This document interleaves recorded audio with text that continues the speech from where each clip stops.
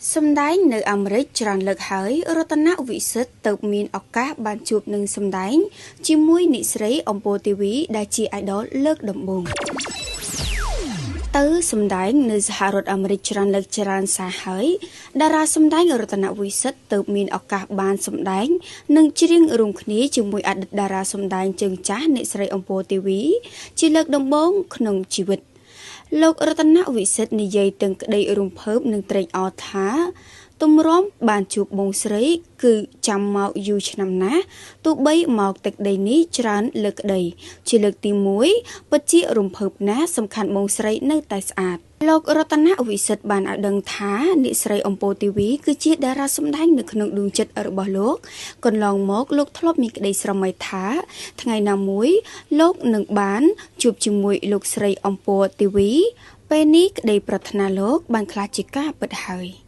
គូរំលឹកផងដែរថាតារាសម្ដែងរតនវិសិទ្ធត្រូវបានចាត់ទុកជាតារាសម្ដែងនិងច្រៀងមួយរូបដែលនៅមានយីអ៊ុនខ្ពស់នៅក្នុងវិស័យសិល្បៈ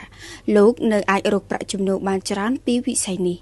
បើទោះបីជាមិត្តរួមចំនួនខ្លះបានបាត់មុខនិងខ្លះទៀតគ្មានអ្នកហៅថតក្រៅពីសម្ដែងលោករតនវិសិទ្ធតែងតែត្រូវបានបងប្អូនខ្មែររស់នៅក្រៅប្រទេសអញ្ជើញទៅសម្ដែងជារៀងរាល់ឆ្នាំដូចជាប្រទេសអូស្ត្រាលីកាណាដាបារាំងនិងអាមេរិកជាដើមសម្រាប់ទឹកដីអាមេរិកគឺលោកចេញទៅសម្ដែងញឹកញាប់បំផុតដោយសារនៅទីនោះមានអ្នកស្រឡាញ់និងចូលចិត្តស្ដាប់សំឡេងរបស់លោកច្រើនដូច្នេះហើយទើបលោកមានឱកាសបានចេញទៅកាប់លុយនៅទីនោះញឹកញាប់បំផុត